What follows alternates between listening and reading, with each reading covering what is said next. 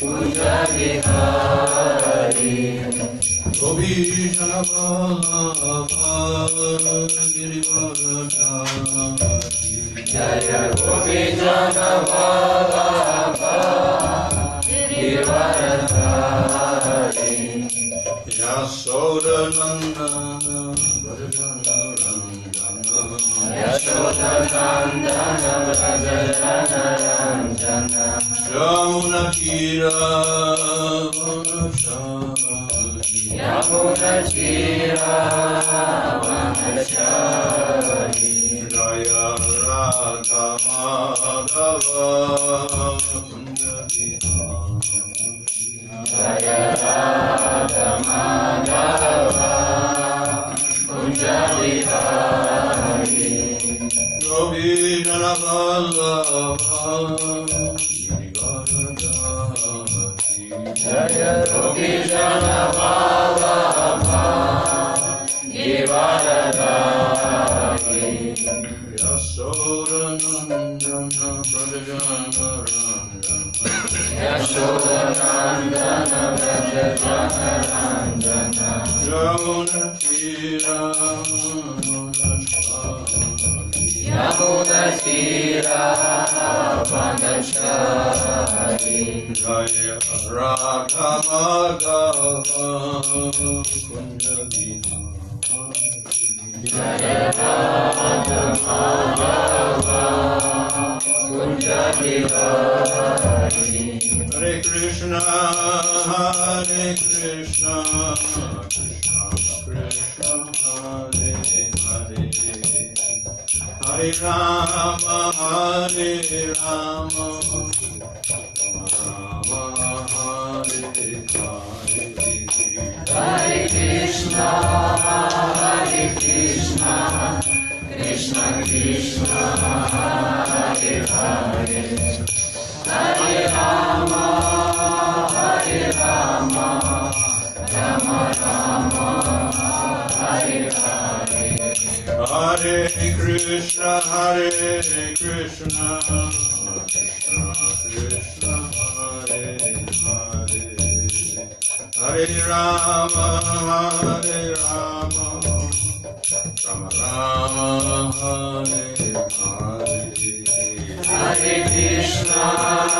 Hare Krishna Krishna Krishna Hare Hare Hare Rama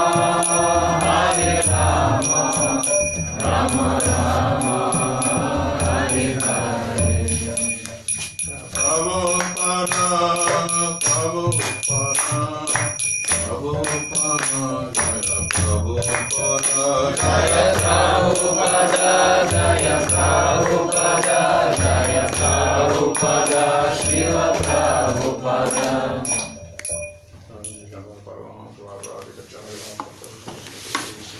Bhaktivedanta Swami Prabhupada Jai Haridas Thakur Ki Jai Brahma Sri Krishna Chaitanya Prabhu Nityananda Sri Advaita Gadadhar Sri Gaur Bhaktivinoda Ki Jai Sri Sri Radha Krishna Gopa Gopira Shyam Kunda Radha Koti Giri Govardhan Ki Jai Shri Vrindavan Dham Ki Jai Raghunath Dham Ki Jai Gam Jamuna Tulsi Bhakti Devi Ki Jai Bhanandi Gauri Vaishnava Vrinda Ki Jai Samaveta Bhakti Vrinda Ki Jai Premanandi Oh Lord Sri Samunda Bhagavad Oh Lord Sri Samunda Shri Gun Shri Garanga Shri Roma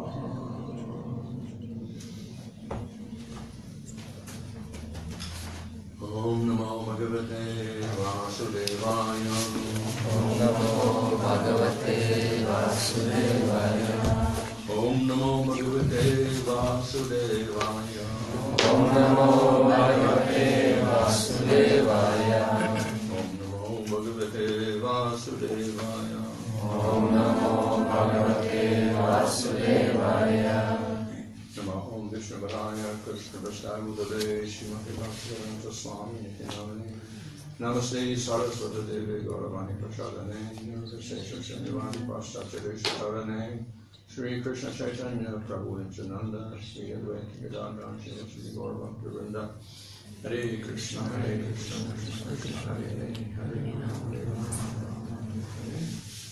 Reading from Srimad Bhagavatam, Canto 3, Chapter 9, verse 33.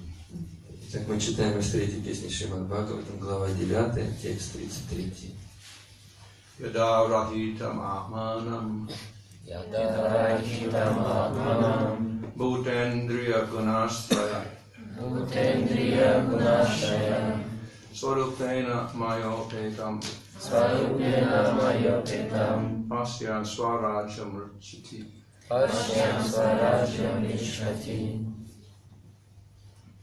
Yada rahitam atmanam bhutendriya gunashayai swarupena mayopetam pasyan swarajam richhati.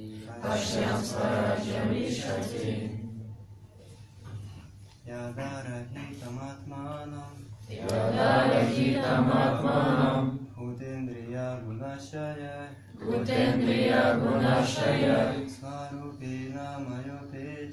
Svarupena mayopetam Pasyan swarajam richhati. Yada rahitam atmanam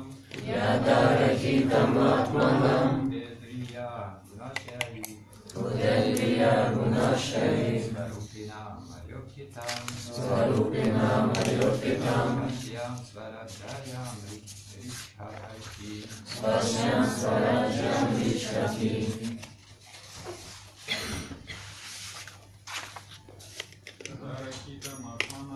Yada rahitam atmanam Bhutendriya gunashaya Svarupena mayopetam Pasyan swarajam richhati.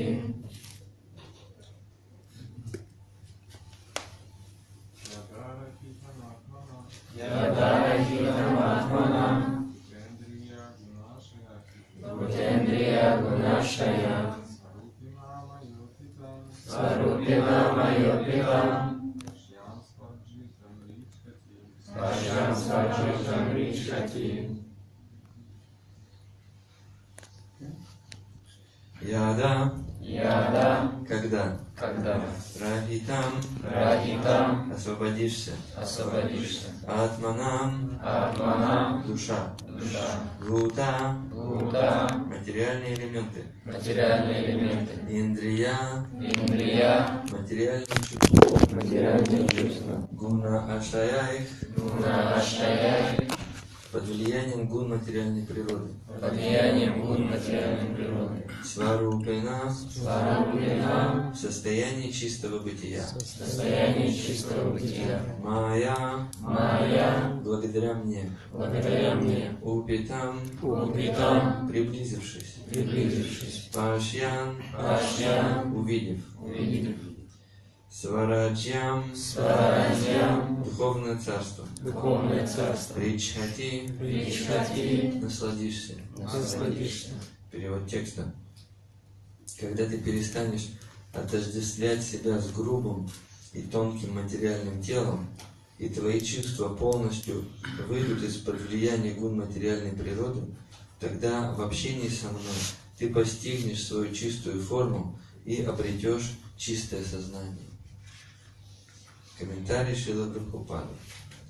В Бхакти Расамрита Синдху говорится, что человек, который желает только одного – заниматься трансцендентным любовным служением Господу, является освобожденной душой, в каких бы материальных условиях он ни находился. Такое служение Господу – это сварупа или истинная форма живого существа. В Чайтанья-чаритамрите Господь Шри Чайтанья Махапрабху подтверждает это, говоря, что истинной духовной формой живого существа является вечное служение Верховному Господу. Не понимая того, что в трансцендентном мире служение Господу основано на трансцендентной любви, последователи философии Майявады содрогаются при одной мысли о том, что живое существо является слугой. Трансцендентное любовное служение не имеет ничего общего с подневольным служением в материальном мире. В материальном мире даже тот, кто считает, что никому не служит, является рабом собственных чувств, находясь под влиянием гун материальной природы. По сути дела, никто из живущих в материальном мире не может быть господином, поэтому служение чувствам приносит людям одни страдания. Они содрогаются при одной мысли о служении, потому что ничего не знают о природе трансцендентного служения. В трансцендентном любовном служении слуга обладает той же свободой, что и сам Господь. Господа называют сварат, что значит абсолютно независимый. И его слуга тоже абсолютно независим, сварат, так как в духовном мире никто не служит по принуждению. Движущей силой трансцендентного служения в духовном мире является чувство спонтанной любви. Отблеск такого служения можно увидеть во взаимоотношениях матери и сына, двух друзей, жены и мужа. Друзья, родители или жены служат не по принуждению, а исключительно из любви к своим близким. Однако в материальном мире такое служение не более чем бледная тень истинного служения. Истинное служение или служение в сварупе – это служение в трансцендентном мире в общении с Господом. Тем же самым трансцендентным любовным служением можно заниматься и здесь, практикуя бхакти-йогу. То, о чем говорится в этом стихе, применимо также и к представителям школы гьяны. Когда достигший совершенства гьяни полностью очищается от материальной скверны, то есть от грубого и тонкого материального тела вместе с чувствами, которые связаны с гунами материальной природы, он погружается во Всевышнего и таким образом освобождается из материального рабства. Гьяни и преданные в сущности проходят один и тот же путь, и те, и другие достигают освобождения и очищаются от материальной скверны.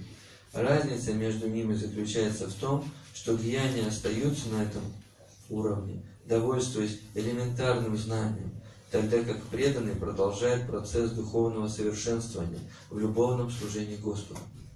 В спонтанном стремлении служить Господу преданные развивают свою духовную индивидуальность, и их служение становится все более возвышенным, пока не достигнет уровня мадхурья расы, трансцендентного любовного служения, которым обмениваются влюбленные. So here we see a statement about being freed from the influence of gross and subtle bodies and material senses. Итак, здесь приводится утверждение о том, что нужно освободиться от грубого и тонкого материального тела и от чувств. So when that happens, two things can happen.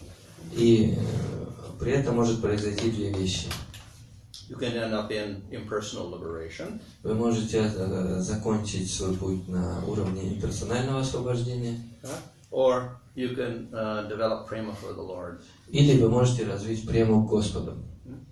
So simply to remove the coverings of material nature from the jiva does not give prema. И просто освобождение от покрытия материальной энергии для дживы не дает ему прему. This is what the processes of jnana and yoga do. They destroy your gross and subtle bodies. Как раз то, чем занимается гьяна-йога, которая позволяет убрать это материальное покрытие. So what remains after that? И что же остается после этого? So the atma remains. Остается атма. So this is also called sarup. И это тоже называется сваруп. But it's quite different from the other sarup, a spiritual body in the spiritual world. Но это отличается от другой сварупы, которая относится к духовному миру. So we should not be confused when the word sarup is used. Sometimes this means you're free from material energy. You realize your sarup is atma. И поэтому мы не должны быть сбиты с толку тем, что сварупа используется в разных случаях по-разному. В одном случае сварупа означает, что просто вы избавились от материальной скверны и осознали себя душой. So when we do that, tendency is merge in Brahman. И когда мы это делаем, то тенденция состоит в том, чтобы слиться с Браманом. So realization of the self alone is not the goal of the devotee. Поэтому осознание себя как душа – это не является единственной целью преданного. And rather it is rejected by the devotee. И скорее это отвергается преданными. Because if he becomes fixed in that state, he can no longer worship the Lord. Потому что если вы будете сосредоточены именно на этой стадии, не будете больше поклоняться Господу. So for that reason, the processes of jnana and yoga are rejected by the devotee. И по этой причине процессы гьяны и йоги отвергаются преданными. So, of course, it said in the beginning of bhakti, a little bit these things are okay. Но на начальном пути бхакти это в каком-то смысле принимается. And that is because they give us a little detachment from matter. Поскольку это дает нам определенную непривязанность к материи. And detachment from matter is favorable for bhakti. А отречение от материи благоприятно для бхакти. But it's also stated in Bhagavatam and quoted in Nectar Devotion that qualification for bhakti is not to be too attached to matter and not to be too detached from matter. Но в Srimad Bhagavatam и в Нектаре преданности говорится, что квалификация для того, чтобы заниматься бхакти, это не быть слишком сильно привязанными к материи и не быть слишком сильно не привязанными к материи. If we're too attached to matter, we can do material activities, or we can do karma yoga, or we could even do karma mishra bhakti. Потому что если мы слишком сильно привязаны к материальной природе, то мы тогда будем заниматься просто чувственными наслаждениями или карма-йогой, или карма-бхакти, карма-бишра-бхакти. So we do bhakti, but it's mixed with material results we want. То есть мы будем совершать бхакти, но при этом будем привязаны к материальным результатам. And if we become too detached, our tendency is to do Jnana Yoga, Stanga Yoga, or Bhakti mixed with these things. А если мы будем слишком сильно отвязаны от материальной природы, не привязаны к ней, то мы будем заниматься аштанга-йогой, гьяна-йогой или бхакти, но смешанной с этими двумя практиками. So therefore, the devotees avoid these processes. Поэтому преданные, они избегают этих процессов. And the whole emphasis in the Nectar Devotion is to say that we have to do pure Bhakti. И в Нектаре преданности делается акцент на том, что мы занимаемся чистой бхакти. Because only then we can get Bhakti Rasa into the ocean of rasa. Поскольку только в этом случае мы можем обрести океан расы. So, we can do jnana and we can also remove our coverings and we can get liberation, but that is part of the process. Итак, мы можем заниматься гьяной, освободить себя от покрытия материального, но это будет только частью процесса. Because it's a big achievement or a big effort to get to that goal, it is often praised in the scriptures. Но поскольку этот результат, он сложно достижим и достаточно ценен, то этот результат, он прославляется в Писаниях. So we have many Upanishads which will praise, liberation from the material world. И во многих Упанишадах прославляется достижение освобождения от материального мира. So to get that point from karma yoga, it takes a lot of effort. И чтобы достичь этого уровня, начиная с карма-йоги, это требует больших усилий. So therefore, nothing else is mentioned. Oh, you go this far with a lot of effort, then you have to go further. They don't say that. It's discouraging. So they say just get out of the material world. И поскольку это требует уже много усилий, и сказать, что после того, как вы обретете это, вам нужно будет еще больше усилий приложить, чтобы не обескураживать последователей, то последующие цели, они не описываются. But just realizing the sarupa, the jiva, I am atma, not body, is actually not enough. Но в действительности осознание своей сварупы или просто понимание, что я душа, это еще недостаточно. So we have to proceed to recognize Lord. Мы должны идти дальше, чтобы осознать Господа. But if your sarupa is atma and you've attained liberation, you don't have any senses to see the Lord or worship the Lord with. Но если вы осознали себя как атма, у вас больше нет чувств, чтобы видеть Господа, чтобы служить Ему. So after accomplishing the goal of jnana and then proceeding to bhakti is very difficult. Поэтому, достигнув цели гьяны, очень трудно дальше двигаться по направлению к бхакти. Of course, if one is a jivan mukta through jnana in the material world, it is possible by association one can progress. Конечно, если человек становится дживан муктой, то есть находится еще в материальном мире, тогда он может продолжать дальше, общаясь с преданными. And we have the very famous example of Sukadeva Goswami. И у нас есть очень известный пример Шукадева Госвами. He was Atmarama, completely detached from everything in the material world, even before he came out of the womb. Он был атмарамой, то есть полностью не привязан к материальному миру, даже еще находясь в утробе матери. But by the mercy of Krishna and Vasudev, he became a great devotee. Но по милости Кришны и Весадевы он стал великим преданным. So he gave up Brahman because of great attraction to Krishna. И он оставил Браман, поскольку у него появилась большая привязанность к Кришне. However, the devotees try to avoid this liberation completely. Однако преданные стараются полностью избежать такого рода освобождения. So they have another process by which, instead of simply removing the covering and ending up with Atma, we end up, when we get the covering removed, we end up with the spiritual body. У них есть другая практика, благодаря которой, тогда, когда удаляется материальное покрытие, они оказываются в духовном мире. So it is a very different process. И это совсем другой процесс. And it's also, we can say, more difficult. И можно сказать, что это более сложный процесс. Not only you have to remove all the coverings, which are difficult, all the ignorance, etc., and karma, but then you have to also develop the spiritual body somehow or other. Потому что вы не только должны избавиться от материального покрытия, от ложного эго и так далее, что достаточно сложно, но также и развить свое духовное тело. So that's a far greater accomplishment.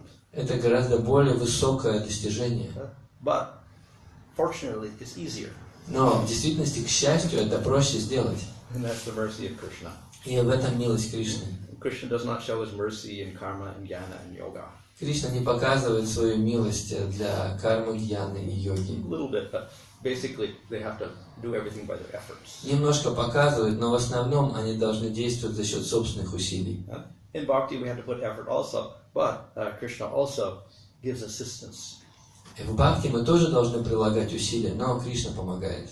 So how do we develop the spiritual body? By Krishna's mercy. Итак, как же мы развиваем духовное тело по милости How do Кришны? we get rid of the coverings of matter? By Krishna's mercy. Как мы избавляемся от покрытия материи по милости Кришны? So in that sense it becomes much easier to do bhakti than to do jnana or yoga. И поэтому гораздо легче заниматься бхакти, чем гьяной или йогой.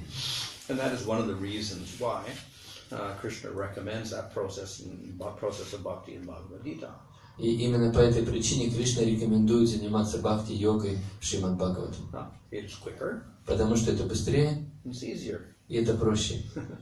So these are very good reasons why we could do bhakti. И это очень хорошие причины, почему мы должны заниматься бхакти. But the real great reason is it's better. Но лучший результат в том, что это более великий результат. We get a better result. Мы получаем более великий результат, лучший результат. Instead of just getting Atma without the coverings, we get spiritual body, and not only that, we develop bliss in a relationship with Krishna. Не только мы освобождаемся от покрытия материальной энергии, осознаем себя атмой, но мы также развиваем духовное тело и получаем блаженство от служения Господу. So the process of bhakti accomplishes both things. Итак, процесс бхакти, он обретает две вещи. We can realize our swarup apart from matter, that is Atma. Мы можем осознать свою сварупу, свое положение вне материи, это атма. Plus, we develop a relationship with the Lord and we experience bliss. И плюс к этому мы осознаем свои отношения с Богом и испытываем блаженство от этого. So therefore we get much more benefit. Поэтому мы получаем намного больше блага. So yesterday I mentioned that the capacity of the jiva was bliss. И я уже говорил вчера, что у дживы есть способность ощущать блаженство. The jiva is described as a gyata, a knower, conscious of things. Джива описывается как та, кто сознает вещи. He's a karta, do things. Она карта, то есть она также действует. And he's a bhokta, he can enjoy things, so to speak, experience things. И также она бхокта, то есть она может ощущать разные вещи. So in the material world, as a bhokta, we can experience suffering or happiness. И в материальном мире, как бхокты, мы можем испытывать счастье и страдания. But it is a little bit artificial. Но это немного искусственно. Because it is via ahankara, via the senses and the brain and all the nerve endings and sense objects, etc. So it's a little bit distant from the jiva himself. Потому что она может действовать, это все это ощущать через ум, через мозг, там, через чувства. То есть это получается, что душа удалена от всего этого. But because of that desire, he's a bhokta, that's his swarup. His swarup is to try to enjoy. Но поскольку есть такое желание, то это также находится в сварупе, то есть есть желание наслаждаться. Jiva wants to be happy. Душа хочет быть счастливой. So because of that, we develop all sorts of activities and relationships in the material world. И из-за этого мы развиваем разные отношения в этом материальном мире. So in the purport, Prabhupada mentions here that we also have a reflection of Madhurya Rasa, etc. in the material world. И в комментарии Шрила Прабхупада упоминает, что у нас также есть отражение Мадхурии в этом материальном мире. And that's because it's the same jiva operating in the spiritual world, material world. We still have the same capacity for happiness. И это происходит потому, что та же самая джива теперь оперирует в материальном мире, и у нее есть та же самая склонность. So here we try in a very similar way to get that happiness. И здесь мы таким же образом пытаемся найти это счастье. So how do we do that? Through relationships. И как мы это делаем? Через отношения. Of course, we can have relationships with objects like food, eat food and be happy. У нас есть возможность иметь отношения с пищей, например, кушать пищу и быть счастливым. Or collect objects and be happy, like cars or whatever. Или коллекционировать, собирать какие-то объекты, например, машины и так далее, и быть счастливым из-за этого. Or money. Или деньги. But most people aren't really satisfied with that. Да, most people. Aren't satisfied with И that. большинство людей, они довольны этим. So they think real happiness is relationships. И они думают, что самое лучшее счастье – это отношения. So constantly we get rasa in the material world. И так постепенно мы получаем расу в материальном мире. And this is also being analyzed by the material dramatists in India. They have a theory of rasa, but it's material rasa. И это также является предметом изучения для драматургов материальных, которые тоже анализируют эту возможность получить расу. And like we have rasas in the nectar devotion, we have 12 rasas, 5 primary and 7 secondary rasas. So we've analyzed in the material world similar rasas. И это материальные расы. У нас есть 12 духовных рас, которые описаны в нектаре преданности, и есть их аналоги в этом материальном мире. So we enjoy in this material world, we get our pleasure through different types of relationships. И в этом материальном мире мы получаем удовольствие через разные виды отношений. And of course, one of them is Madhurya Rasa, material Madhurya Rasa. И одно из этих отношений – это мадурья раса, то есть материальная мадурья раса. So people get married and they try to enjoy that way. Итак, люди женятся и пытаются наслаждаться с помощью этого. So through that relationship, they're trying to get that happiness. И через такого рода отношения они пытаются обрести счастье. But we have other relationships also, so we have Sakya, Vasai, whatever, in the material world. Prabhupada mentions here the mother and child relationship. So mothers get very great joy from taking care of their children. И Шрила Прабхупада упоминает также, что есть и другие виды отношений в материальном мире. Например, он говорит о том, что мать, она испытывает удовольствие, когда она заботится о ребенке. So all these relationships, they take great effort to establish. И чтобы обрести такого рода отношения, нужны определенные усилия. And we have to work constantly to maintain that relationship. И мы должны постоянно трудиться для того, чтобы поддерживать такого рода отношения. So why do we put forth effort? Because we're expecting happiness. И почему мы трудимся в этом направлении? Потому что мы получаем счастье. But then we also have the other rasas. Но также есть другие расы, The secondary rasas. вторичные расы. And these are also very prominent in the material world. И они также важны в материальном мире. In fact, in a lot of cases, they become more prominent. И во многих случаях они становятся даже более важными. So we have fear rasa. У нас есть раса страха. We have lamentation rasa. У нас есть раса скорби. So these become very prominent in material world. И в материальном мире это становится очень-очень важными расами. And of course, the whole theory of rasa is there because of drama. И вся эта теория расы, она присутствует, потому что есть теория драмы. These dramatists were making plays, and they have characters in the play, and they start talking to each other and establishing relationships, and they have emotions related to that. Потому что есть наука драматургии, которая описывает разные отношения, и то, как через эти отношения, которые актеры устанавливают, они получают определенную расу. So there's excitement in the drama because we've got changing rasas. И есть определенное наслаждение в расе, поскольку в пьесах, потому что там расы, они меняются. So sometimes there's love, sometimes there's hatred, sometimes there's anger, sometimes there's lamentation, etc. То есть иногда счастье, иногда оно сменяется на гнев, иногда это скорбь и что-то еще. This is a material world, and we have a prominence, we say, of the unfavorable rasas. Итак, это материальный мир, и как мы уже говорили, что здесь доминируют неблагоприятные расы. So we have love affairs that end in tragedy. Потому что у нас есть очень много страхов и трагедий. So therefore we get fear and anger and ghastliness. All of these things come out in the secondary rasas И and поэтому tragedies. у нас есть страхи, ужасы, трагедии, которые мы испытываем в этом материальном мире. So these are actually all of this arises because of the jiva. He's an experiencer. И все это происходит из-за дживы, потому что джива, она может ощущать.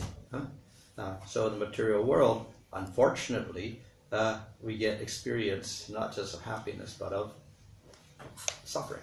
И в материальном мире, к несчастью, мы испытываем не только счастье, но и страдания. And the desire for happiness is never successful. И желание обрести счастье никогда не достигает успеха. Why? Because we're trying to get happiness through a material body. Почему? Потому что мы пытаемся обрести это счастье через материальное тело. And the Atma by nature is not material. А атма по своей природе не является материальным. So we have this example of the fish out of water. И у нас есть этот пример рыбы, которая находится вне воды. So when the fish is in the water, it swims around and eats and it plays and very happy. Когда рыба находится в воде, она плавает, кушает, и она очень счастлива. Take the fish out of water and give him all sorts of nice things like television and cars, etc. He will suffer. Но если вытащить рыбу из воды и дать ей хорошую пищу или телевизор, машины, то она все равно будет страдать. So that is Atma in the material world, actually. И таково положение атмы в материальном мире в действительности. But how does the Atma survive in the material world? Но как же атма выживает в материальном мире? Ignorance. Благодаря невежеству. He's in this position of being like the fish out of water, but then he covers all that up. Она находится в положении рыбы, которая находится вне воды, но с помощью невежества она покрывает себя. He thinks he's not in the water. He's through ahankara. Then he says, I'm a material body and I can enjoy the material world. То есть с помощью аханкара, ложного эго, она начинает считать себя частью материального мира, который наслаждается этим миром. And as long as he gets a certain amount of this material happiness, he will tolerate a situation. И до тех пор, пока она получает хотя бы немножко материального счастья, она будет терпеть эту ситуацию. In this way, life after life after life after life, he keeps trying and trying and trying. And similar experiences, but still he tolerates as long as he gets a little bit of happiness. И так жизнь за жизнью она продолжает находиться в этой ситуации, терпеть, потому что она получает хотя бы немножко материального удовольствия. There's a story in the Mahabharata of the Brahmana. И есть история в Махабхарате, описывающая одного брамана. So this story is told by actually Vidura to Dhritarashtra. Эту историю рассказал Видура Дритараштре. This was after Dhritarashtra lost his kingdom, he lost his sons, all of his sons, etc., and he was sitting in the house of the Pandavas. Это произошло в тот момент, когда Дритараштра потерял своих сыновей, свое царство и сидел в доме пандавов. So Vidura came to give him some good advice. И Видура пришел к нему, чтобы дать ему хороший совет. So he told this story, like a parable or whatever. И он рассказал эту историю. So that once there was a Brahmana. Он сказал, что однажды жил браман. One day he woke up and he was very surprised because he didn't know where he was anymore. It was some strange place. И однажды этот браман проснулся и обнаружил, что не понимает, где находится, в каком-то незнакомом месте. He was in the middle of the desert.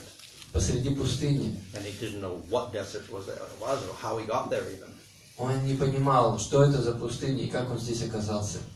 So all he could do was try to figure out how to get out of this place. And so he wandered around everywhere. И все, что он мог сделать, это попытаться понять, как ему уйти отсюда. И он начал ходить вокруг. And he needed some water, he needed some food, he needed some shelter, but nothing there. It's all desert. И ему нужна была вода, нужна была пища, какое-то прибежище, но он не мог этого получить, поскольку это была пустыня. So he wandered and wandered and wandered and wandered. Then in the distance he saw, there's something there. Maybe that's a solution to the problem. И он так ходил, и вдруг заметил где-то вдалеке что-то похожее на прибежище, и подумал, что, может быть, мне надо туда идти. So he was very happy and he ran towards this place. И он был очень счастлив и побежал туда. And when he got close, yes, there were trees there. И когда он прибежал туда, он увидел, да, здесь есть деревья. But when he got very close, he saw, this is a big wall. Но когда он подбежал еще ближе, он обнаружил, что его отделяет от этих деревьев большая стена. It's a very high wall. Очень высокая стена. So somehow I got to get into that forest. Ну, что ему нужно как-то перебраться, чтобы попасть в этот лес. Search for a gate, no gate. Он начал искать ворота, но не мог найти ворота. A huge forest.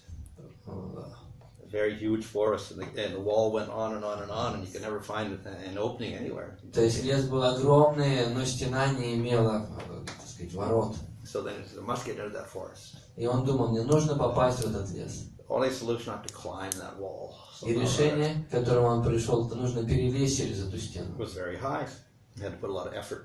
Достаточно высоко было, и поэтому ему пришлось потрудиться. And finally, he got to the top of the wall. И в конце концов он оказался на вершине этого забора. He looked inside. Yeah, it was a big forest in there. Он посмотрел туда вниз и увидел, да, здесь действительно большой лес. But there was one little problem. Но была одна маленькая проблема. Inside wall was such that if he got in, he could not climb out. Идея была в том, что если бы он спустился в лес, то стена так устроена, что назад он бы не смог забраться. So we had to decide, should I go in the forest and not get out, or should I stay in the desert? И так ему нужно было решиться, что ему сделать, отправиться в лес или остаться в пустыне. So I thought, well, go into the forest because maybe some fruit, some water. И он подумал, да, отправлюсь я в лес, поскольку, может быть, там есть какие-то So he фрукты. lowered himself into the forest, and there he was. He thought, now I could be happy. И так он спустился в лес и теперь подумал, я могу быть счастливым здесь. But immediately he found that there were some wild animals there, Но тут же он обнаружил, что здесь обитают дикие животные, and they were all very hungry. и все они очень голодны. So when they saw that Brahmana, they began chasing him. И когда они увидели этого брамана, они погнались за ним. So there were bears and tigers and wolves and bears and foxes. They're all running after this Brahmana. Там были волки, лисицы, медведи, и все они побежали за этим браманом. So it was not such a good choice after all. И, то есть это был не такой уж и хороший выбор. He had to run through the forest, and the vines were there and the leaves and everything, and he's getting scratched, and he had to keep running, otherwise the animals would bite him. И так ему пришлось убегать от этих диких животных, и он царапался о деревья, а иначе, если бы он остановился, его бы съели. And every time he got bit, he had to run a little faster. И каждый раз, когда его там что-то кусали, ему приходилось бежать еще быстрее. So how long could he run like this through the forest? И как долго он мог бы так бежать через лес? And then he saw in front of him huge rakshasi, huge female demon. И вдруг перед собой он увидел одну ракшасу, большую демоницу. And she was also very hungry. И она также была очень голодной. She also began chasing him. И она также за ним погналась. So this way he's running through the forest, and meanwhile he's getting scratched by the vines, etc. And then he tripped and fell. His foot got tripped in a vine. И так он бежал и царапался от этих деревьев и кустарники, и в какой-то момент он его зацепился за одну лиану. And so then he thought, now the animals are going to eat me up, so he closed his eyes. И он теперь подумал, все, я пропал, теперь меня съедят животные. Он закрыл глаза. And he waited. И он ждал, The animals didn't bite him. но его не кусали животные. So he was very surprised. И он был очень удивлен. So he opened his eyes. И What тогда happened? он открыл глаза, чтобы посмотреть, что же происходит. So when he opened his eyes, then he saw all the animals were kind of in a circle like this around, and they were looking at him. И когда он открыл глаза, он увидел, что все животные, они окружили его и смотрят на него. But they couldn't reach him. Но они не могут достичь его. His foot was caught in a vine. The vine was coming from a tree, and he was hanging upside down over a big blind well. Поскольку когда он зацепился за эту лиану, оказалось так, что эта лиана его приподняла, и он висел над большой ямой. And all the animals were at the edge of the well, looking at him, trying to get him, but they couldn't reach him. А животные, они сидели вокруг этого колодца, этой ямы, и, соответственно, не могли достичь его. And so he felt great relief. I'm saved. И он почувствовал большое облегчение, что теперь я спасен. When he looked, and there was this huge well, very, very deep, and no water at the bottom, И all он rocks. And if he fell, he would break his head. посмотрел вниз, увидел, что там внизу это глубокий колодец, там нет воды, и если он туда упадет, то он сломает себе шею. And at the bottom of that dry well, there was a big snake. И там на дне этого колодца находилась большая змея. And the snake was waiting for something to fall in there because he was also hungry. И змея тоже была голодная, и она ждала, когда что-то упадет сверху, чтобы покушать. Right? So he couldn't get in the well, and he couldn't go out because animals were all around him. So maybe I'll go up to the tree. И так он не мог спуститься вниз в колодец, потому что там его ждала змея, вокруг его ждали дикие животные, и он решил, что ему нужно подняться вверх. But then he looked where his foot was attached to the vine, and the vine was going up to the tree. There were rats in the tree. И тогда он начал смотреть на ту лиану, о которой он зацепился, запутался в которой, и он увидел, что там на этой лиане находятся крысы. So rats like to chew. И крысам нравится жевать. So they were chewing at the vine. И они Holding грызли, him up like this. они грызли эту веточку, на которой он висел. So there were white rats and black rats. И там были белые крысы и черные крысы. And they took turns. Sometimes the white rats would nibble, sometimes the black rats would nibble. Take turns nibbling at the vine. И они грызли эту лиану по очереди.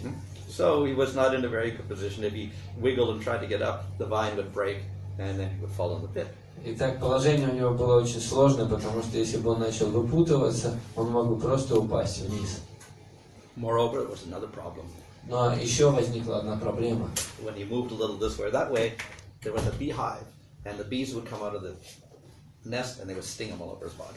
Потому что когда он начал шевелиться там, то сверху был улей, и эти пчелы потревоженные, они выскочили и начали его жалить. So in this way, this Brahmana was in a very, very difficult position. И таким образом Браман оказался в очень-очень трудной ситуации.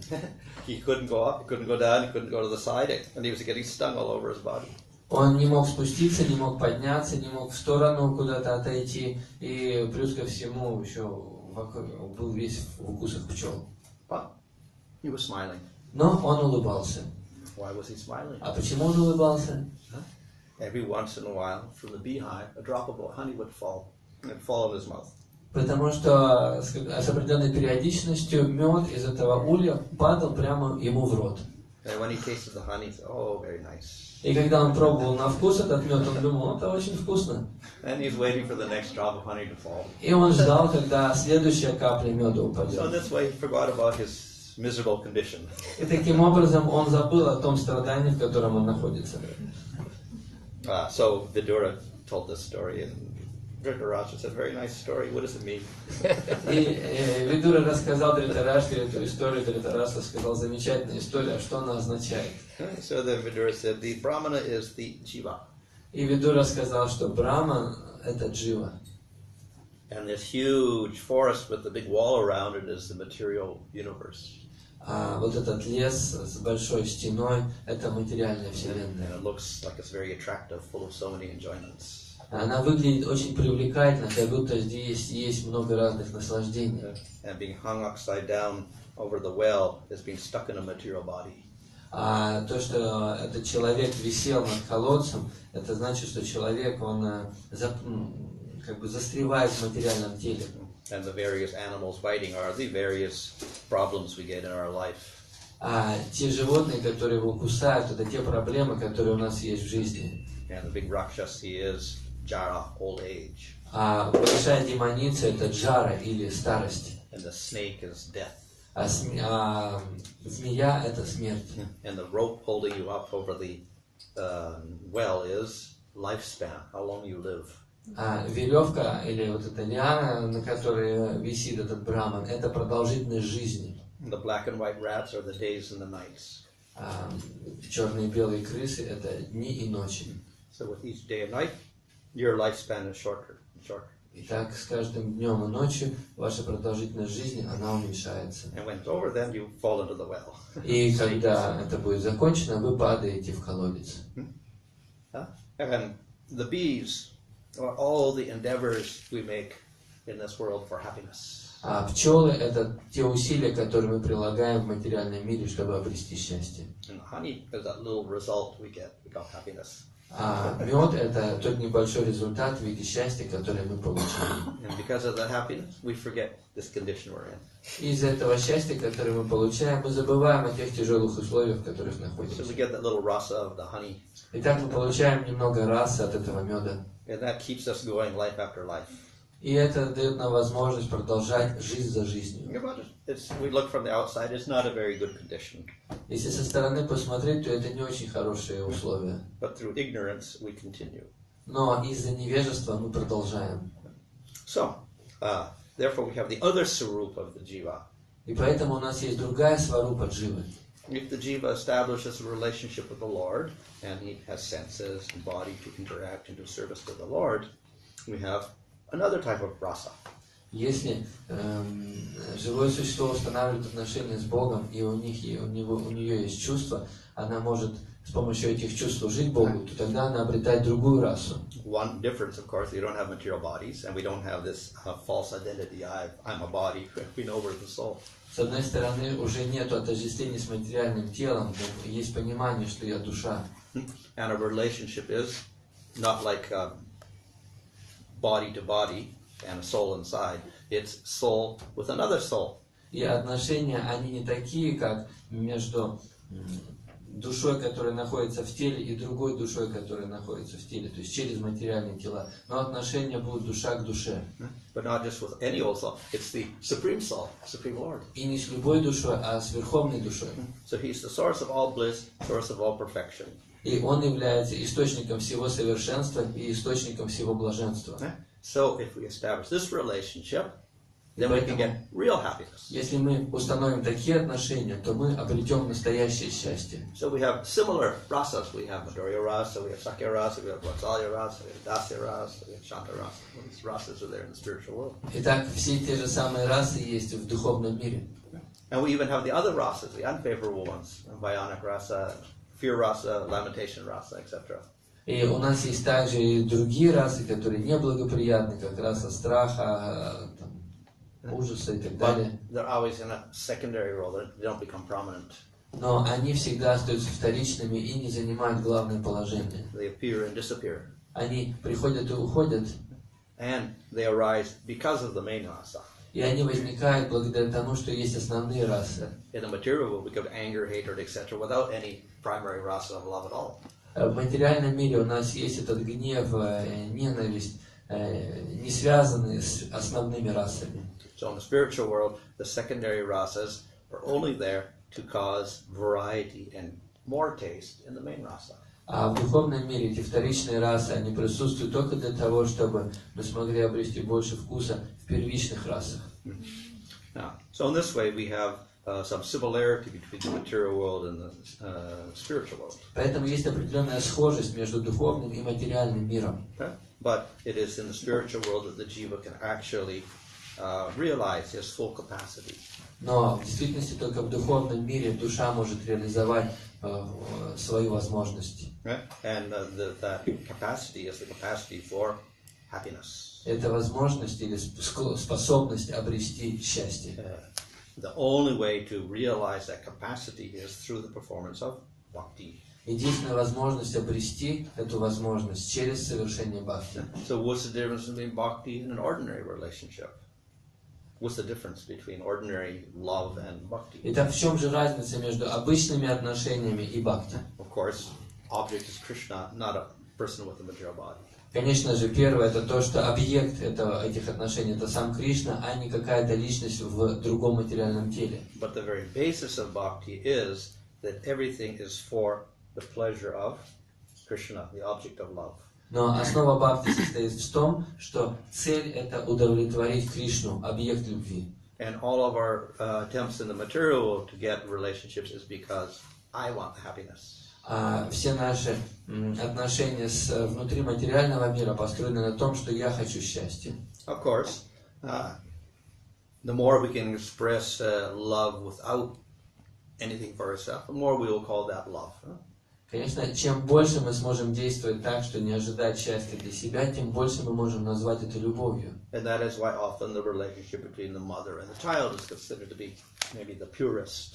И поэтому говорится, что отношения между матерью и ребенком считаются наиболее чистыми. Because the mother's not thinking of getting advantage for herself, she sacrifices everything for the child. Потому что мать, она жертвует всю себя ради ребенка и не ожидает что-то взамен.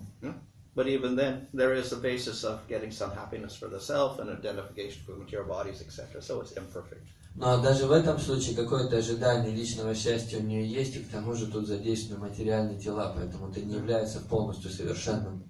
So the best way we can practice unconditional love is with the Supreme Lord. И поэтому самый лучший способ, как мы можем реализовать или практиковать безусловную любовь, это отношение с Верховным Господом.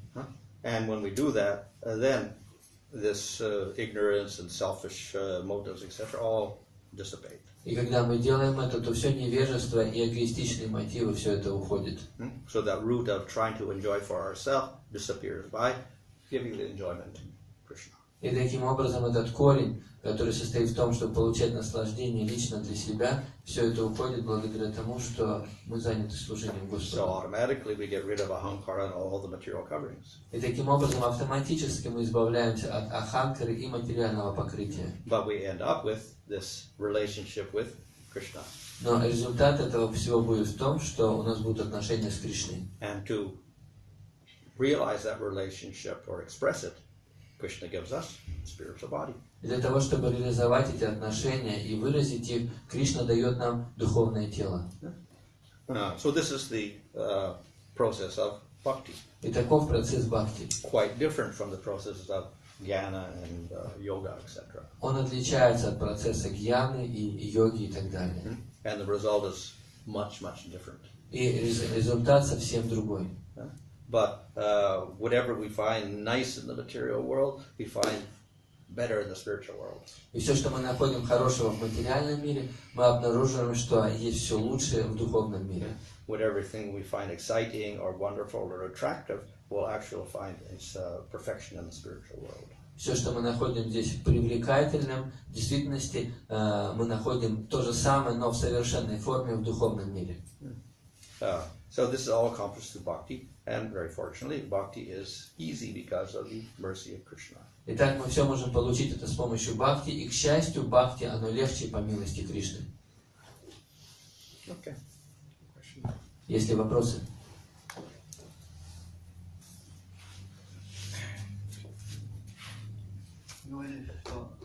Говорили, что от бхакти появляются две вещи. Это развитие осознания своей сварупы и отношения с Богом. Я как бы думал, что это похоже, что к одной категории относится. Можно объяснить? So you told that through the bhakti we have got two results, understanding our swarupa and also understanding our relationship with the Lord. Yeah. But I was thinking that it is the same. Can you? Understanding our sarup means I am Atma, I am not body. So in other words, liberation. В данном случае мы говорим, что сварупа – это понимание того, что я душа, а не тело. То есть это означает освобождение. So the Gyanis, you always get liberation. They never see the Lord. И так гьяни йоги, они получают это освобождение, но они не видят Бога. So it's described in the first part of Nectar Devotion there that one of the qualities of bhakti, 6 qualities of bhakti, one is that the devotee derides liberation.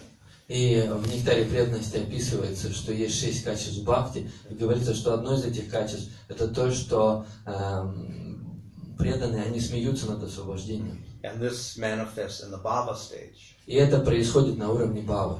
So it's described in the bhava stage, ahankara is destroyed. И говорится, что на уровне бхавы уходит аханкара. So technically, bhava bhakta is liberated. И технически говоря, бхава бхакты, они освобождены. But he detests liberation. Но они с отвращением относятся к освобождению. Why? Because simultaneously, not only he gets free of ahankara, but Lord manifests. Потому что одновременно с этим не только они осознают себя, но также и Господь проявляется. That doesn't happen for the Gyani. No Lord manifests. He just free from material energy. Finished. А для гьяни такого не происходит. Они просто отвязываются от материального мира, и на этом все заканчивается. So because the Lord manifests and he has his relationship with the Lord Rasa is established, then that bliss is so great that liberation becomes useless. И поскольку у преданных происходит эта раса в отношениях с Господом, то для них освобождение становится бесполезным.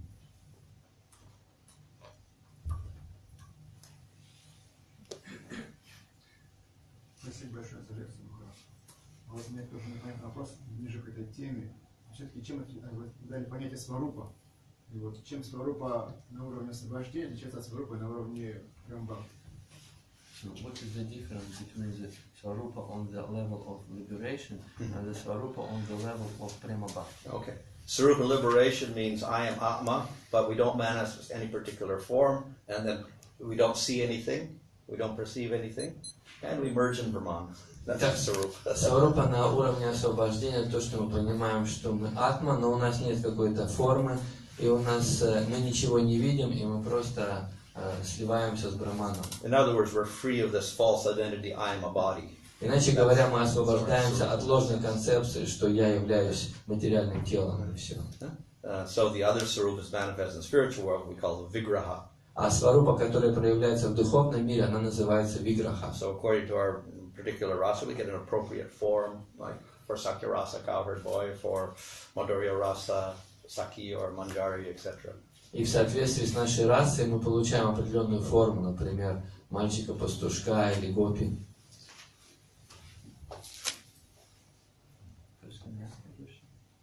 At the end of the commentary, it is said that till we get the level of Madhurya Rasa, it seems that like the, You're progressing. Yeah, you are progressing, and the ultimate goal is Madhurya Rasa. Can you comment on that? Yeah. Well, Перевод такой, что здесь в комментарии Шрила Прабхупада в конце пишет, что пока не достигают уровня Мадхурья расы, то есть можно подумать, что есть определенная прогрессия, и цель этой прогрессии обрести Мадхурья расу. So from one point of view, we categorize the different rasas as more and more intense. So we get Santa and Dasya, Sakya, Vatsalya, and we put Madhurya at the top. So that's the best one. В каком-то смысле у нас есть категории этих рас, от Шанты до Мадхурья расы, и Мадхурья раса, она занимает самое высокое положение. Of course, in our Sampradaya, then we say, Radha Krishna, Madhurya Rasa, that's the best. Everybody should go for that. И в нашей Сампрадае мы говорим, что Мадхурья раса, Радхи и Кришна — это самое возвышенное, и мы должны стремиться туда попасть. Nevertheless, there are devotees, Nityasiddhas and Sadhana-siddhas, fixed in different rasas, and even with different forms of the Lord, and they never leave those relationships. Но также есть определенные ситхи или определенные преданные другими расами, которые поклоняются другим формам Господа, и они сосредоточены на этом. What is the reason for that? И какова причина такого? Jivas are all individuals. Джива, она индивидуальна. And they're all, they're different. They're all different. И они все отличаются друг от друга. So that difference is manifested over a very broad spectrum. И эти отличия, они проявляются в широком спектре. All the way from impersonal liberation through Shanta Rasa, all the way up to Madhurya Rasa. Начиная от имперсонального освобождения, Шанта расы и далее до Мадхурья расы. And even within each rasa, there's so many combinations and stuff, different varieties. И даже внутри одной расы есть очень много комбинаций и разнообразия. So, therefore, we have different preferences of different jivas, therefore we have these different rasas. И поэтому у каждой дживы есть свои предпочтения, и поэтому есть разные расы. So generally, we attain that rasa that we practice. Обычно мы достигаем ту расу, которую мы практикуем. In other words, if you're a devotee of Vishnu, you worship Vishnu all your life, for many lifetimes, and you get prema, then you will realize Vishnu in Vaikuntha, and you will have Dasya rasa. И если вы практикуете поклонение Вишну, то тогда вы в духовном мире обретаете Вишну и поклоняетесь Ему. And if you worship Nrsimhadev life after life and you get prema, then you realize Nrsimhadev. И если вы поклоняетесь Нарисимхадеву и обретаете прему, то тогда вы будете продолжать поклоняться Нарисимхадеву. Or if you worship Rama, Rama, Rama, so many lifetimes, then you realize Rama. И то же самое с Рамой. Поклоняетесь Рама, Рама, Рама и обретаете Раму. And that's the highest for you. И для вас это самое высокое состояние. So, in this way, even with Krishna, then we worship in a certain way, Vatsalya or whatever. You attain Vatsalya rasa for Krishna ultimately. То же самое относится и к Кришне. Если мы поклоняемся Кришне в Ватсалья расе, то мы обретаем такого рода положение. And that fulfills our desire, and we're very satisfied with that. И мы таким образом удовлетворяем свое желание и очень довольны этим. So even though from one perspective we say Madhurya is the highest, different devotees will have different preferences and expectations, etc., based on their individuality and their aspirations. И хотя можно сказать, что Мадхурья раса самая высокая, но у разных преданных есть свои предпочтения, и в соответствии с этими предпочтениями они получают желаемое. Chaitanya Mahaprabhu is very merciful and very enthusiastic. И Чайтанья Махапрабху очень милостивый и энтузиастичный. So he wants to give up Madhurya rasa to everybody. И он хочет дать Мадхурья расу всем. The people, unqualified people of Kali Yuga. Людям неквалифицированным, людям Кали-юги. So he wants to expose everybody to this Madhurya rasa through Hare Krishna. И через Хари Кришна он хочет всем показать эту Мадхурья расу. So hopefully they will get influenced and inspired and whatever and by devotional association, and they will take the Madhurya rasa and practice that, realize Radha Krishna. И будем надеяться, что благодаря такому контакту они получат вдохновение и закончат Мадхурья расе вместе с Радхой Кришной.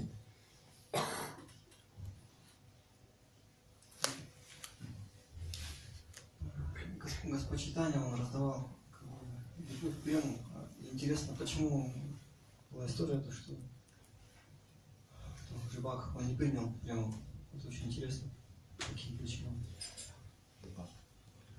So, Lord Chaitanya, he distributed love of Godhead. What is the reason in this story about the fisherman, that this fisherman did not accept this love? Which fisherman was that? Какой рыбак, что за история? Ну, когда Господь Чайтанья, кстати, был, и он сетями... When Lord Chaitanya was in ecstasy, flowed in water. In the water. Why this fisherman was afraid and not accept this? Oh, well, yeah, the Lord in any case is, when avatars come, he wants to be merciful to everybody. Not everybody accepts, isn't it? Всегда так происходит, что Господь, когда приходит, Он хочет раздать милость, но не все принимают эту милость. They may accept later on, but maybe not at this moment. Они могут принять ее, эту милость позже, может быть, не сразу. So generally, of course, we say faith is required, then you can develop. И мы говорим, что для этого необходима вера, которая может развиваться. When the Lord comes, of course, it's special. So even without faith, He can influence even demons, and they can become devotees also. Но когда приходит сам Господь, это необычный случай, поэтому даже без веры Он может повлиять на нас, потому что даже even demons, даже Он влияет даже на демонов. So explain Shishupala, he hated the Lord. Например, Шишупала, он ненавидел Господа.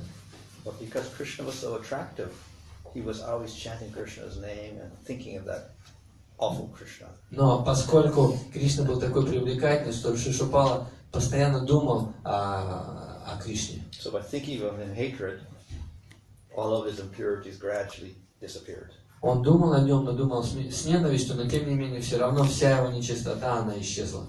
So when Krishna threw his Sudarshan chakra at it and cut off his head, contact with the Sudarshan chakra was contact with Krishna himself, and he got prema. И тогда, когда он был убит Сударшана чакрой Шишупала, то через контакт с этой чакрой, поскольку она не отлична от Господа, он обрел прему. But of course, even then, for big aparati, it takes some time. Even if direct association with the Lord, it takes some time to, dissipate the offenses and the ignorance, etc. Но поскольку он совершал оскорбление, то заняло определенное время у него, пока он избавится от всех последствий этих оскорблений, этой ненависти и так далее, и невежества. Вы сказали, что человек, который достиг совершенства в гьяна-йоге, он как бы не может уже происходить бхакти. Но разве цель гьяна-йоги не то, что как бы утвердить бхакти, знание? So you told that when in Jnana Yoga achieve his result, he cannot practice bhakti. But I was thinking that the goal of Jnana is to continue with bhakti. Yeah, so I said, if you get moksha and you get out of your body and then you have no form, nothing, and you don't see anything, that's difficult to do bhakti.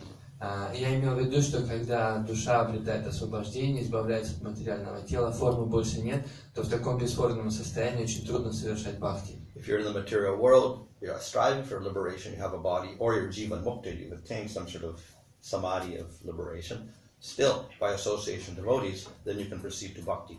Если вы находитесь в материальном теле, вы дживан мукта или стремитесь, то через общение с преданными вы можете совершать преданное служение. But it may be very difficult because they're striving for liberation.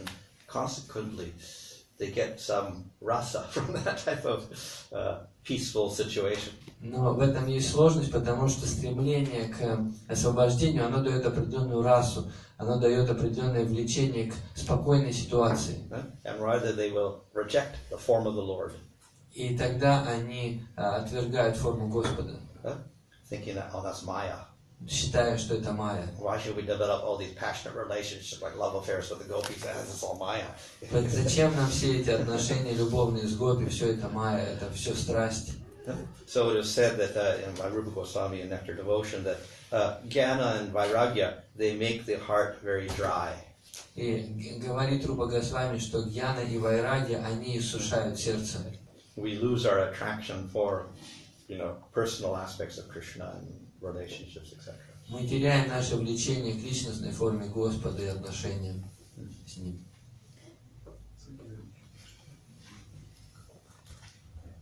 Мне интересно, в примере из Махабхараты, что означает пустыня?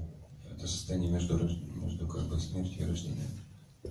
And in this example of from Mahabharata, Yeah. what is a desert? What is it? Oh, the desert we can say is Prakriti or something like that. And then within Prakriti become all these little material worlds with their little shells, etc. Once you get in, you can't get out. Пустыня, которая приводится в этом примере, это пракрити, олицетворяет пракрити, когда, то есть те слои, которые находятся между духовным миром и материей. You can't really enjoy anything there because there's no there's no objects to enjoy. It's just very subtle. Там все объекты находятся в очень тонком состоянии, и поэтому там нечем наслаждаться в этом покрытии.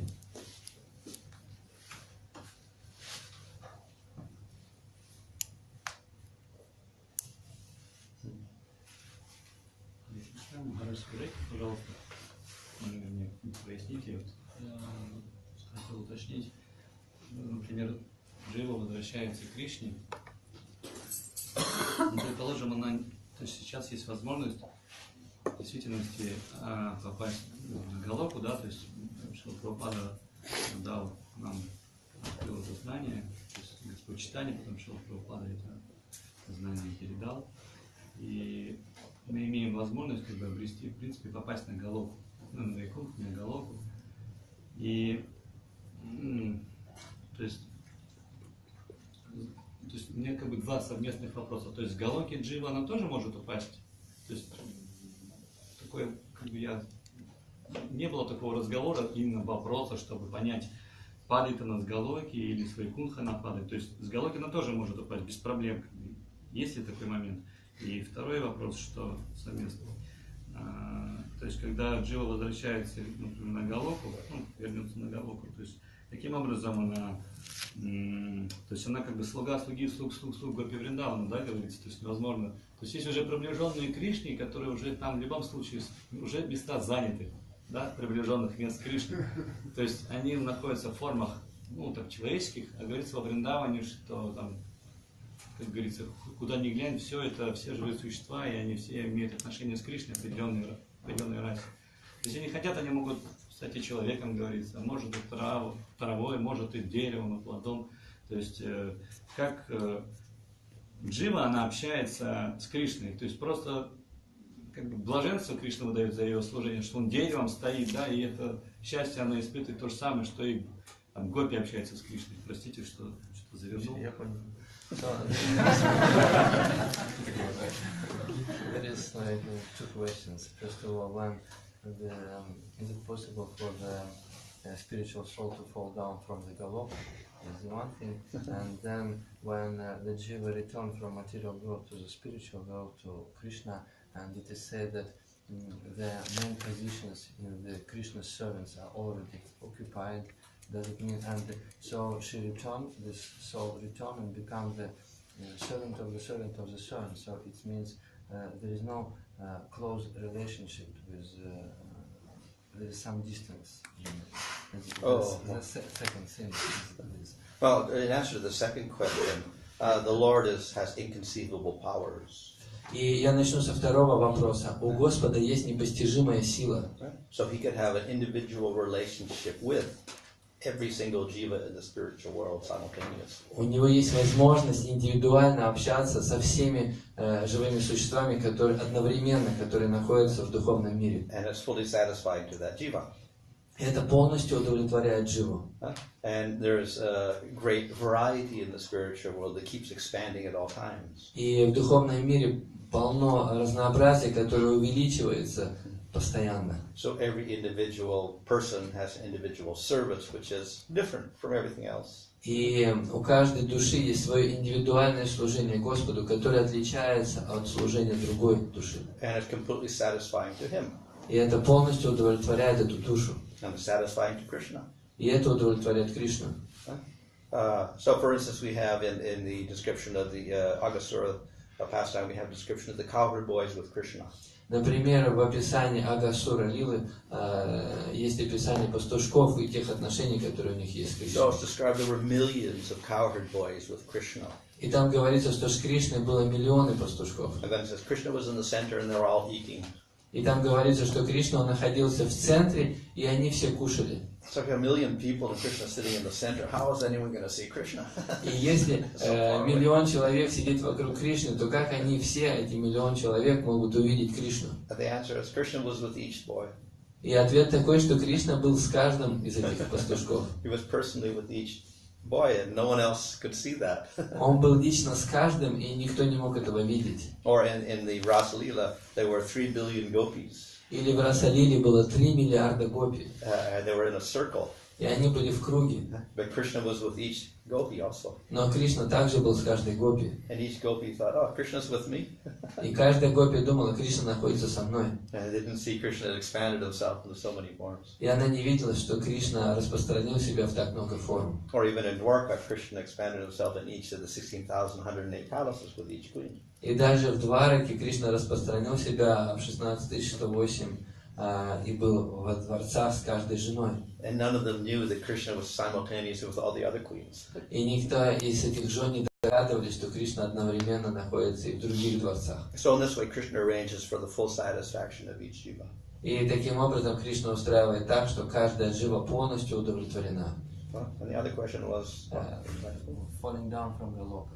What about? Well, generally, if we have a goal, spiritually speaking, it should be permanent. Итак, второй вопрос. Если у нас есть цель, то эта цель должна быть постоянной. So if it's not permanent, then why strive for that goal? И потому что если эта цель не постоянная, то зачем к ней стремиться? Because we talk about the material, we'll go to Svargaloka, fall down to Svargaloka. Мы говорим, что можно попасть на Сваргалоку, затем упасть со Сваргалоки. So why go to such a good attempt to go to Goloka, and then if it's temporary, why do we just stay in the material world? И то же самое, если мы стремимся к Галоке, и если мы потом оттуда упадем, то какой смысл к ней стремиться, почему не оставаться в материальном мире? So to prevent that doubt, therefore Krishna says, you go, you don't come back. И поэтому, чтобы такие сомнения убрать, Кришна говорит, вы идете туда и не возвращаетесь назад. That statement, obviously, in Bhagavad Gita. Это утверждение есть в Бхагавад-гите. And we'll find it's in the last sutra of the Brahma Sutra is, you don't come back. И также в Брахма-сутре последнее утверждение такое, что вы не возвращаетесь назад. So there's a very interesting commentary by Baladev in that section. И в этой секции есть очень интересный комментарий Баладевы. So he says the reason the jiva never leaves Krishna and Krishna never leaves the jiva is because they're so attached to each other. И там говорится, что Кришна никогда не оставляет Дживу, а Джива никогда не оставляет Кришну, потому что они очень привязаны друг к другу. Krishna can never bear separation from his devotee. Кришна никогда не может перенести разлуку со своим преданным. And the devotee can never bear separation from Krishna. И также и преданный никогда не может вынести разлуку So с that is the Кришной. state of prema. Но это на уровне према. So if a jiva has that prema, that there's no question of ever leaving Krishna. И если у дживы есть такая према, то нет вопроса о том, чтобы оставить Кришну. So we see an interesting example by Vishwanath Chakravarti Thakur. И мы видим интересный пример, который дает Вишванатха Чакраварти. We have the story of Jai and Vijay getting cursed by Kumaras, and then they have to leave Vaikuntha. Есть история Джая и Виджая, когда они оскорбляют кумаров и из-за этого вынуждены покинуть Вайкунтху. So then Vishwanath Chakravarti said, well, actually the Lord could not bear separation from his dear devotees, Jai and Vijay. И там Вишванатха пишет, что в действительности Кришна не может вынести разлуки со своими чистыми преданными Джая и Виджая. So how could he permit them И to так go как to же the он material world? разрешил им отправиться в материальный мир? And therefore he says, actually they didn't go. И там он говорит, в действительности они не пошли туда. They stayed with the Lord. Они остались с Господом. And he arranged for expansions of that to go to become. И было организовано так, что их экспансии отправились в материальный мир. So in this way, the Lord is so attached to his devotees, he will never let them go. Поэтому Кришна так, Господь так привязан к своим преданным, что Он не позволяет им уйти. Можно уточнить? То есть вы сказали, что должно быть, то есть особое отношение с, особая любовь, да, особое отношение с Кришной, тогда в дживе просто какой смысл уходить из духовного мира, если вообще везде любовь, все хорошо, зачем вообще уходить от Кришны? Но так как у нас есть, то есть все-таки падают, одни дживы все-таки падают, другие не падают, одним хорошо там, они понимают, что зачем мне идти, здесь и так хорошо, но другие тупят, и им все равно они хотят отдельно наслаждаться. Почему у них эта склонность есть? У одних есть, у других нету. Мы же все одинаковые дживы, или это какие-то особо приближенные. If the jivas are all the same, then why some jivas they have this inclination to find happiness outside the spiritual? No, they're not all the same. We're all individuals. Все дживы, они индивидуальны. Они все индивидуальны, не одинаковые. So jivas are infinite in number. И джив бесконечное множество. They're all infinite. They're all small points of consciousness. И они все маленькие крупицы сознания. And each consciousness has a sense of I. И у каждого такого частички сознания есть это чувство «я». And he has his free will. И у них есть эта свобода воли. So everybody's own sense of I, and he has his own free will to say, I like this, I don't like that. И, например, я могу сказать, мне это нравится, там, в общем, есть определенная свобода. So variety of Jesus means variety of tastes, varieties of interests. И разнообразие джива означает, что есть разнообразие интересов и разнообразие вкусов. So some like Krishna, some don't like Krishna. Поэтому кому-то нравится Кришна, кому-то не нравится Кришна. Nevertheless, by experience, we can also change. Но благодаря опыту мы также можем измениться.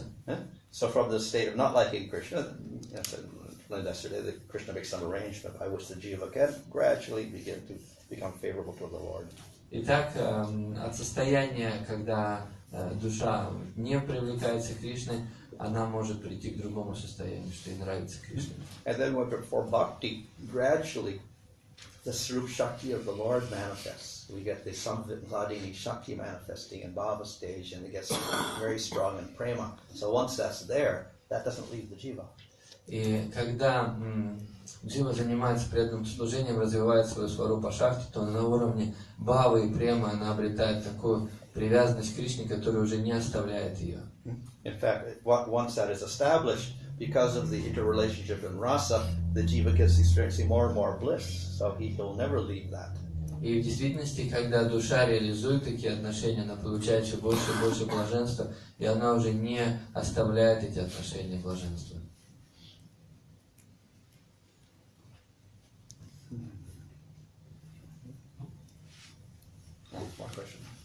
Еще один. Ну, это же получается, чтобы достичь духовного мира, особенно Галоки Вриндавана, нужно обрести прему. И вопрос в том, что как можно упасть в Галоки Вриндавана, если ты обрел прему. Вот. И прему дает Господь. Вот. То есть она не нашими усилиями достигается. Вот. То есть вопрос такой, если Господь пролил милость, да, получил прему, вот, в итоге отправился на Галоку Вриндавана, то все-таки как оттуда можно упасть, потому что только что сказали, что если преданный получил прему, то уже не идет. If the jiva is in Galoka Vrindavana, it means that he already the soul already has prema, because otherwise, how she can be in Cannot the be, Goloka? And so in this case, how she can drop this prema or leave this prema? Может. That's the natural, conclusion of, just by saying we go to the spiritual world and we get prema, then we have to. It should be eternal. We should never leave it. Otherwise, if it's temporary, then what's the use of going there? I mean, temporary goals, useless. Once again, please. So, she can or she cannot leave this prema? Yeah, cannot. Cannot. Yeah. Prema is permanent. If it's not permanent, it's temporary. But how can it be spiritual? Yeah, and then the question of the devotees. Then, if the soul is appeared in the Goloka, or just so, how can she drop his prema and come to spiritual or come to the material world? Well, as I said, it's not possible. Yeah, but he thought, like originally, how it appeared here. Yeah, well, that's why we give the idea of anadi. We are anadi in the material world. We have nitya siddhas in the spiritual world, endlessly there. We have sadhana siddhas that go there. Plus, we have people in the material world, anadi, conditioned souls. There's the idea. They're in the material world, no beginning. We have anadi karma. That's one of the karma is anadi in the material world. Карма является анади изначально, она относится к материальному миру. Безначальная карма относится к материальному миру. И есть нитья ситхи, которые всегда находятся в духовном мире. А есть садхана ситхи, которые приходят в духовный мир. So we have one of the basic principles. We have eternal jivas, eternal Supreme Lord, eternal prakriti, eternal time, and eternal karma in one sense, with no beginning, but can have an end. Итак, у нас есть вечный Господь, вечная джива, вечное время и в каком-то смысле вечная карма, но которая может прекратиться, когда мы возвращаемся в духовный мир. По этой логике уже получается, что мы там и не были. So according to this explanation, we never was in the spiritual world before. Yeah, of course. From another perspective, if we take it from the purely spiritual perspective of Krishna or a very elevated devotee, then, as I said, the Prem Bhakta thinks everybody is a devotee of Krishna, etc. Prem Bhakta sees everybody as a devotee of Krishna. Према Бхакта, он видит всех как преданных Кришне. And Krishna also has that vision of everybody's a devotee, also in one sense, even though he also can see it in terms of, jivas in the material, spiritual. Still. И Кришна также всех видит как своих преданных, хотя джива может находиться еще в материальном мире и так далее. So in one sense, all the jivas are pure devotees or whatever, or Prem Bhaktas also for him. И с этой точки зрения для него все дживы это прямо бхакты. И вот таково его видение.